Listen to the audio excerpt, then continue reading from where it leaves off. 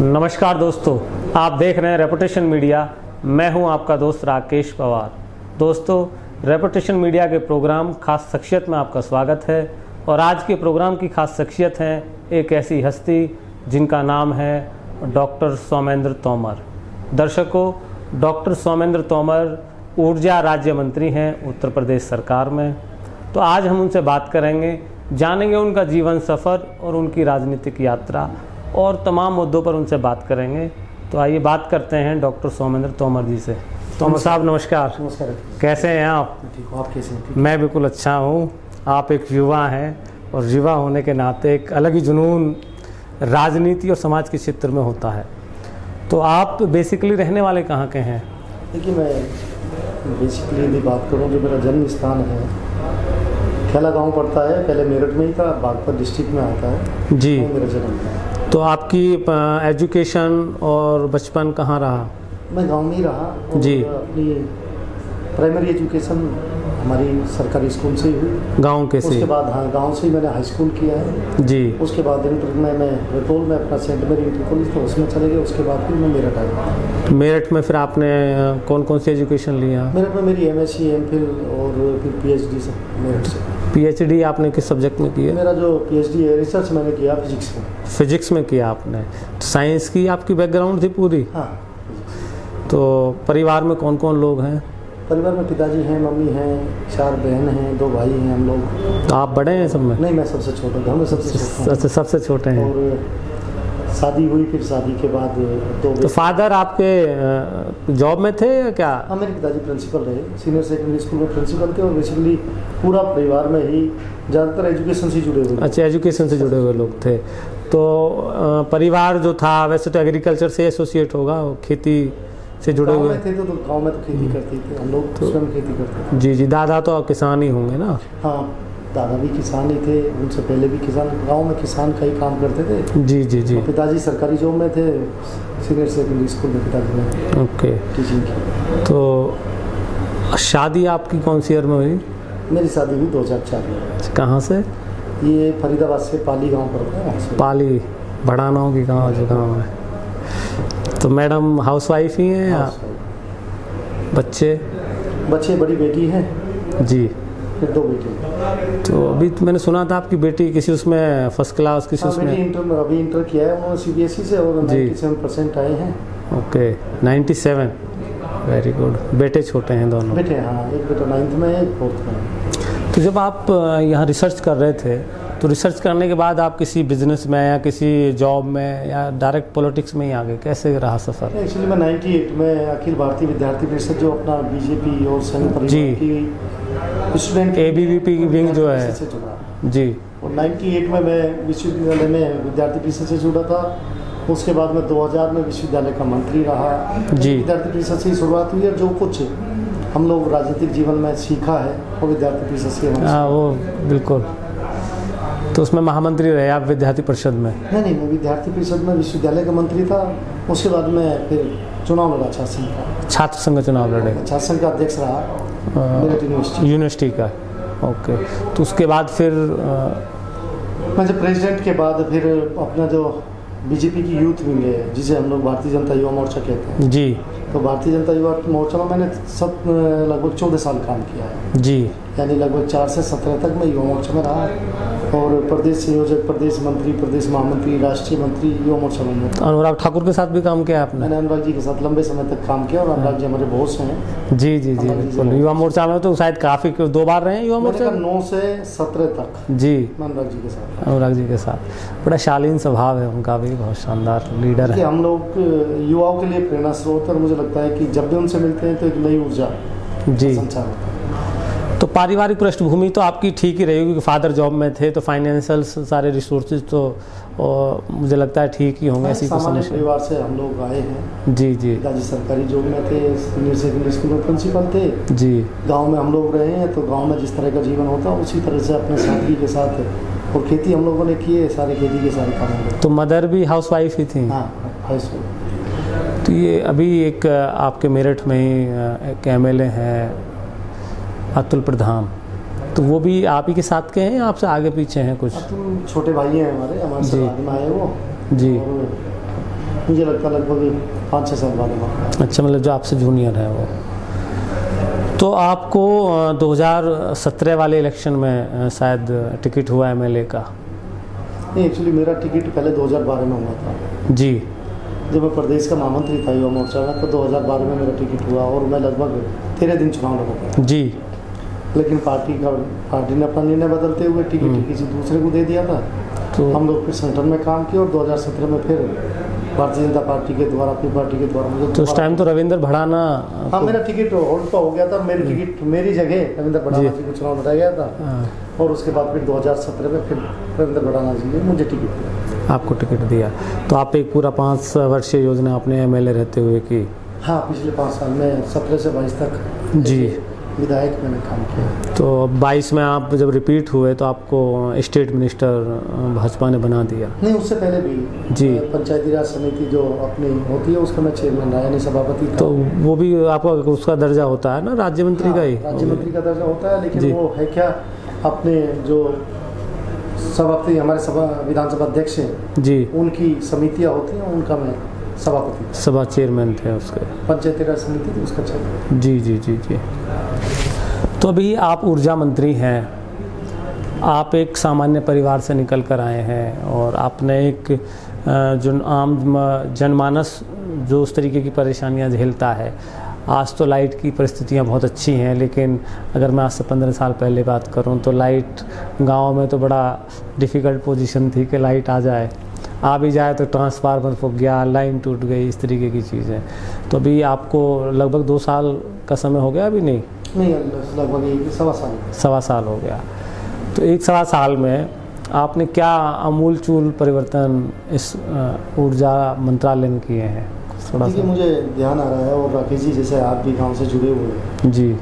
हम लोग को याद है कि लाइट कब आती थी पता नहीं। बिल्कुल।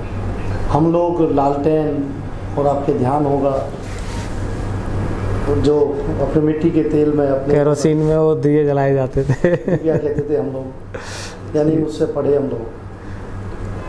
और बिजली की हालत ये थी कि बिजली बहुत कम आती थी जी। जैसे हम लोगों ने खेती का काम भी किया, तो किसानों की हालत ये थी कि ट्यूबवेल से हम लोग यदि खेत तक गए, स्टार्टर हमने शुरू किया और लाइट चली गई, इतने हम ट्यूबवेल से खेत तक जाते थे तो फिर लाइट चली जाती थी, फिर वो वापस आते थे। और लाइट आ भी गई तो उसकी वोल्टेज इतनी होती थी, यदि 6 इंची 4 इंची अपना पाइप है तो उसमें 1 इंची पानी आता था, बाकी वोल्टेज ही नहीं होती थी। मैं देश के सचिव प्रधानमंत्री माननीय मोदी जी, जिनके निर्देशन में हम लोग काम कर रहे हैं, और उत्तर प्रदेश के सचिव मुख्यमंत्री पूज्य योगी आदित्यनाथ जी का हृदय से आभार भी व्यक्त करता हूँ। और वास्तव में हम लोग का सौभाग्य है कि हम लोग माननीय मुख्यमंत्री जी के साथ काम करें, और मैंने देखा है उनका विजन 17 से 22 आप कहीं भी बात करोगे तो बिजली के बारे में यदि बात होगी तो लोग कहेंगे कि पूर्ववर्ती सरकारों में 3 या 4 जिले VIP जिले होते थे, लेकिन माननीय मुख्यमंत्री जी ने 75 के 75 जिलों को VIP बनाने का काम किया।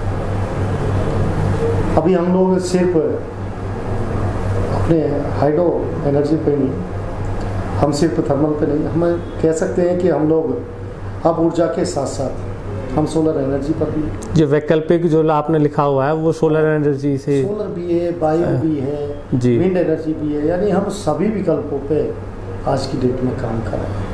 यानी अब ऊर्जा के जितने स्रोत हो सकते हैं उन सभी स्रोतों पे हमारी उत्तर प्रदेश और केंद्र की सरकार काम कर रही है। तो इसमें तो आपका जो ये सोलर और ये विंड वाला, इसमें तो पर्टिकुलर लोग भी कर सकते हैं ना, सब्सिडी वगैरह दी जा रही है ना? उसमें है सारी चीज़ें, हमारा नेडा जो डिपार्टमेंट है जी, नेडा के माध्यम से ये सारी चीज़ें शुरू की गई। और आप देखेंगे कि हम लोग सोलर के क्षेत्र में बहुत आमूल-चूल परिवर्तन हुआ है, और नेट मीटरिंग एक बड़ा माननीय मुख्यमंत्री जी की बड़ी योजना है जी। उसमें हम लोग डोमेस्टिक से लेकर कॉमर्शियल दोनों क्षेत्र में ही हम नेट मीटरिंग करा रहे हैं, जो आम उपभोक्ता को भी फायदा दे रही है, हमारे बिजनेस को भी बढ़ावा दे रही है। इसी तरह से हम लोग बायो एनर्जी पर भी, विंड एनर्जी, उस दिशा में भी आगे बढ़ रहे हैं। अच्छा, किसान हम लोग जैसे अभी घूमते रहते हैं और मिलते भी किसानों से, तो किसानों को कहना है कि कहीं कहीं मीटर भी लगे हुए हैं और कहीं बिजली के बिल जो है अभी बढ़ा दिए गए हैं, तो इस पर क्या आपका कहना है? मुझे लगता है कि जो निर्णय उत्तर प्रदेश की सरकार ने किसानों के हित में लिया है, आज से पहले कभी किसी ने नहीं सोचा। जी। और ये सिर्फ प्रेरणा देश के सच्चे प्रधानमंत्री माननीय मोदी जी की है, और मुझे ये कहते हुए कोई वो नहीं है कि माननीय प्रधानमंत्री जी और मुख्यमंत्री जी के जितने बड़े वो किसानों के हितैषी हैं, लोग नारा जरूर देते थे किसानों के हित में बहुत, लेकिन कभी निर्णय नहीं लिए। फसल बीमा योजना हो, और यदि आप बात करें अभी सोलर पंप को हम लेकर आए, इसके अलावा बड़ा निर्णय जो उत्तर प्रदेश सरकार ने किया कि हम किसानों को बिजली फ्री देंगे। हमने 2022 के चुनाव से पहले घोषणा की, 2022 से पहले हम लोगों ने 50% कम कर दिया, और 2022 में सरकार बनने के बाद अभी अप्रैल से हम लोगों ने माननीय मुख्यमंत्री जी ने घोषणा की है कि हम किसानों का 100% बिल माफ़ करें। अच्छा, ये जो मीटर सब जगह तो लगे हुए नहीं है, सब डिस्ट्रिक्ट्स में, कुछ कुछ डिस्ट्रिक्ट्स में है, तो क्या ये प्राइवेट लाइट का सिस्टम है या क्या है? मीटर सिर्फ असेसमेंट के लिए, ओके, सिर्फ ये आकलन करने के लिए कि हम लोग कृषि फीडर पे कितनी बिजली खर्च करते हैं, हम इंडस्ट्रियल फीडर पे कितनी बिजली खर्च करते हैं। आप मैं एक दो प्रदेश के उदाहरण भी दे सकता हूँ, आप हरियाणा जाएंगे तो वहाँ पर मीटर लगा हुआ है, लेकिन बिजली यदि किसानों को फ्री की गई है तो उसमें यह आ जाता है कि आपने इतना खर्च किया, लेकिन सरकार इसका बिल दे रही है। हाँ, सब्सिडी आपको इतना दी जा रही है, तो वो एक मेजरमेंट के लिए सिर्फ उसके लिए ही है। आपको अभी दूसरा टर्म है और अब मेरठ दक्षिण से यहाँ अभी विधायक हैं और वर्तमान में मंत्री हैं, तो यहाँ आपने ऐसे कुछ ऐतिहासिक कार्य भी किए होंगे कि जो आपकी को याद भी होंगे और क्षेत्र की जनता भी उनको देख के समझती होगी। देखिए, सबसे पहले तो मेरा, क्योंकि मैं शिक्षा के प्रति ज़्यादा है, शिक्षा और खेल जी, मैं अपनी विधानसभा की यदि बात करूँ, क्योंकि मैं पिछले 5 साल विधायक रहा हूँ, तो अपने क्षेत्र में एक गर्ल्स का मैंने डिग्री कॉलेज, गर्ल्स का इंटर कॉलेज। आपके पास कुछ इंटीरियर का भी एरिया है क्या इसमें? हाँ, एक ब्लॉक आता है हमारा देहात का एक ब्लॉक, ओके, उसमें मैंने एक डिग्री कॉलेज जो अपना महरोली गांव पड़ता है उसमें बन रहा है, और गगोल गांव में हम लोग गर्ल्स इंटर कॉलेज बनवा रहे हैं जी। उसकी पैसा स्वीकृत हो चुका है, इसलिए शिलान्यास माननीय मुख्यमंत्री जी के माध्यम से कभी भी हो सकता है। इसके अलावा मैं 2017 में जब विधायक बना तो मैंने सबसे पहले, क्योंकि सबसे ज़्यादा खिलाड़ी पश्चिम से निकलते हैं जी, तो मैंने खेल विश्वविद्यालय की मांग माननीय मुख्यमंत्री से करी थी, और मैं धन्यवाद दूंगा कि जनवरी 2022 में खेल विश्वविद्यालय का शिलान्यास माननीय प्रधानमंत्री जी और मुख्यमंत्री जी के द्वारा किया गया। इसके अलावा जितने भी धार्मिक स्थल हमारे हैं जी, आप ध्यान करेंगे, एक गगोल तीर्थ है हमारा जी, वहाँ भगवान विश्वामित्र ने तपस्या की थी, और राक्षसों के संहार करने के लिए वो भगवान राम और लक्ष्मण को लेकर आए थे जी। वो पूजा स्थली को हम लोगों ने जीर्णोद्धार कराया, सौंदर्यीकरण कराया, लगभग 3 करोड़ रुपए मैंने वहाँ पर लगवाए। आज आप गगोल तीर्थ देखोगे, 2017 का पहले का गगोल तीर्थ देखोगे, जमीन आसमान का अंतर है। इसी तरह से माँ मनसा देवी, माँ चंडी देवी, जो भी हमारे धार्मिक स्थल हैं, उन धार्मिक स्थलों को हम लोगों ने जीर्णोद्धार और सौंदर्यीकरण पर हम लोग काम कर रहे हैं। बाकी कनेक्टिविटी, चारों तरफ से कनेक्टिव इनर रिंग रोड और इन सब योजनाओं पे हम लोग मेरठ के लिए, मेरठ क्योंकि आप देखते होंगे कि एनसीआर में बड़ी तेज़ी के साथ बढ़ता हुआ शहर जी, महानगर है तो पश्चिम उत्तर प्रदेश का सबसे बड़ा शहर। मेरठ की कनेक्टिविटी जैसे बढ़ी है वैसे ही मेरठ की आप देखते हो कि मेरठ का स्थान भी बढ़ता जा रहा है जी। तो बड़ी तेज़ी के साथ एक टीम मेरठ के रूप में हम लोग काम कर रहे हैं। अभी मेयर हमारे बने हैं जी, तो टीम और मजबूत हुई है। मैंने कहा टीम मेरठ के रूप में हम लोग काम करते हुए मेरठ अच्छा बने, उस पर हम लोग प्रयास करें। अच्छा, ये हस्तिनापुर भी आप ही के डिस्ट्रिक्ट में आता है ना? जी। तो हस्तिनापुर हम लोग जैसे गए हैं कई बार, तो वहाँ पांडवों से जुड़ी हुई जो यादें कहें या उनकी विरासत कहें, उसके नाम पे तो एक वहाँ टीला ही है, बाकी तो वहाँ जैनियों के मंदिर और दूसरी चीज़ें वहाँ ज़्यादा देखने को मिलती हैं। तो इसके बारे में आप कुछ देखिए, अब सरकार बनने के बाद आप देखते होंगे कि हस्तिनापुर हमारे धार्मिक और पर्यटन स्थलों के केंद्र के रूप में हमारी केंद्र सरकार ने और हमारी प्रदेश सरकार ने लिया। अभी कुछ फंड केंद्र सरकार से भी रिलीज हुआ था, अभी आप देखेंगे और मुझे लगता है आने वाले 1 साल के बाद आपको हस्तिनापुर पुरानी चीज़ों से जुड़ा हुआ, अपने पांडव काल से जुड़ा हुआ आपको दिखाई देगा। क्योंकि मैंने तो वहाँ सिर्फ एक पांडवों के टाइम का एक शिव मंदिर है जिसको राजा नैन सिंह नागर जो भैंसुमा के राजा थे, उन्होंने कभी 200-250 साल पहले उसका जीर्णोद्धार कराया था। मैंने कहा जो भी हमारी वो पुरानी चीज़ें हैं वो हमारी स्मृतियों में रहें, उसको हम लोग जीर्णोद्धार उनका करा। अभी आप युवा हैं और आप बड़ी एनर्जी है, तो अभी आपका क्या, अभी आपके उसमें प्रायोरिटी में क्या क्या कार्य हैं जो आपको अभी कराना चाहते हैं? देखिए, हमारी प्रायोरिटी यही है, जो प्रदेश सरकार की प्रायोरिटी है, केंद्र सरकार की प्रायोरिटी है, जो प्रदेश की और देश की देवतुल्य जनता चाहती है, उस दिशा में भारतीय जनता पार्टी का प्रत्येक कार्यकर्ता काम कर रहा है। हम लोग भी यही चाहते हैं कि मेरठ का डेवलपमेंट हो। मेरठ के साथ साथ जैसे उत्तर प्रदेश आगे बढ़ रहा है, उत्तर प्रदेश आज देश के अंदर अपना स्थान रख पाए, तो इसी तरह से आज प्रदेश आगे बढ़े, मेरठ आगे बढ़े। हम लोग सभी लोगों को साथ लेकर चलें और मेरठ एक अच्छे जिलों में मेरठ की गिनती प्रयास करें। करप्शन पर क्या कहना है आपका, भ्रष्टाचार पर? लेकिन मुझे लगता है कि योगी जी के आने के बाद करप्शन पे हमने बहुत कंट्रोल किया है। और मैं कह सकता हूँ कि जो राजनीतिक हिस्सेदारी करप्शन में हुआ करती थी या राजनीतिक संरक्षण में जो अपराधियों को छूट दी जाती थी, वो इस सरकार में बंद हुआ। करप्शन पे तो काम वास्तव में हुआ ही है, लेकिन अभी प्रॉपर तो इसको समय लगेगा चीज़ें होने में। देखिए, जब व्यवस्थाएं बिगड़ जाएँ तो सुधारने में समय लगता है, लेकिन बड़ी तेज़ी के साथ रिकवरी करनी है। आप लोगों ने ऊर्जा मंत्रालय में बहुत काम किए हैं, अभी लाइट, ट्रांसफार्मर, लाइनें, काफ़ी अच्छा है। तो अभी क्या क्या समस्याएं जनरली आपके पास आती हैं, क्योंकि आपके पास तो पूरे प्रदेश के लोग आते होंगे? देखिए, अभी हम लोगों को जो पुराना इंफ्रास्ट्रक्चर है जी, आप देखते होंगे, जो लाइन्स हैं, पोल्स हैं, ट्रांसफार्मर फूक जाते हैं। रिवैम्प स्कीम में हम लोगों ने बहुत सा कवर भी किया है।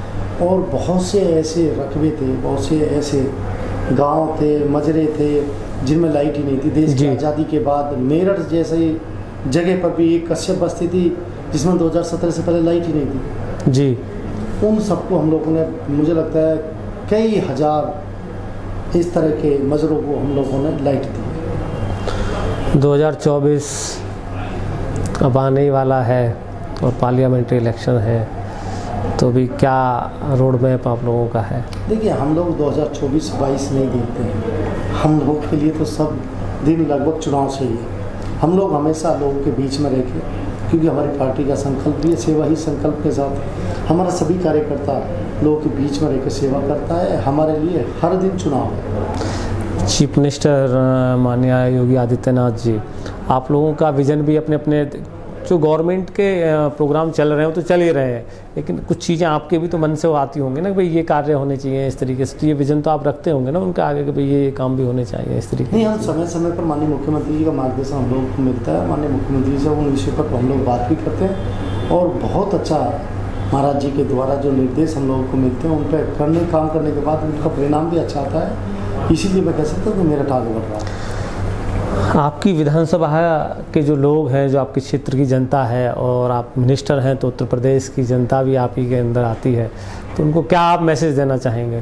देखिए, मैं अपने उत्तर प्रदेश के देवतुल्य नागरिकों से, अपने मेरठ दक्षिण के देवतुल्य मतदाता जिनके आशीर्वाद से मुझे सेवा करने का अवसर मिला, मैं उनका धन्यवाद करूंगा कि उन्होंने जिस तरह से 2017 में 2022 में माननीय मुख्यमंत्री पूज्य योगी आदित्यनाथ जी के नेतृत्व में सरकार बनाई है। मुझे लगता है कि उन्हें खुद भी इस बात का एहसास है और खुद भी वो संतुष्ट हैं कि उन्होंने जिसको वोट दिया, आज उत्तर प्रदेश आगे बढ़ रहा है, आज मेरठ आगे बढ़ रहा है। और समय समय पर उनके मार्गदर्शन सुझाव हमें मिलते रहे, जिससे कि हम और तेज़ी के साथ अपने मेरठ का डेवलपमेंट कर सकें। अभी आपकी सरकार ने 2000 के जो नोट हैं, सरकार क्या, वो तो गवर्नर का और उसका ऑर्डर था कि भाई 2000 के नोट बंद करने हैं, तो ये लोग जो अपोजिशन के लोग हैं वो 2000 के नोट बंद करने से उनका देश की इकोनॉमी में उसमें क्या फ़र्क नज़र आता है, क्या है उनका कहना, क्या है?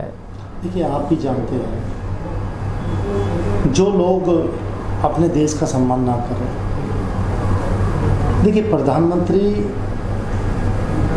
एक गरिमामयी पद है जी, और देश के प्रधानमंत्री का पद हम सब के देशवासियों के लिए एक सम्मान का प्रतीक है। जो व्यक्ति, जिस व्यक्ति की पार्टी मतलब देश को तोड़ने के लिए हमेशा इस तरह के बयान दे, देश को अस्थिर करने के लिए, शांति के लिए बयान दे, तो मुझे लगता है कि अब देश की जनता समझ चुकी है। देश की जनता, ये देवतुल्य जनता ये समझ चुकी है कि मोदी जी जैसा देशभक्त जिन्होंने हिंदुस्तान का मान सम्मान पूरे विश्व के अंदर बढ़ाया, आज G20 की अध्यक्षता माननीय मोदी जी का जी, आज किसी भी देश में जाते हैं तो उस देश के प्रधानमंत्री ये कहते हैं कि मोदी जी हमारे बॉस हैं, और बॉस का मतलब ये होता है कि हम उन्हें ऊपर अपने से ऊपर मानते हैं। तो ये मान सम्मान मुझे लगता है सभी देवतुल्य हिंदुस्तानियों का बढ़ रहा है।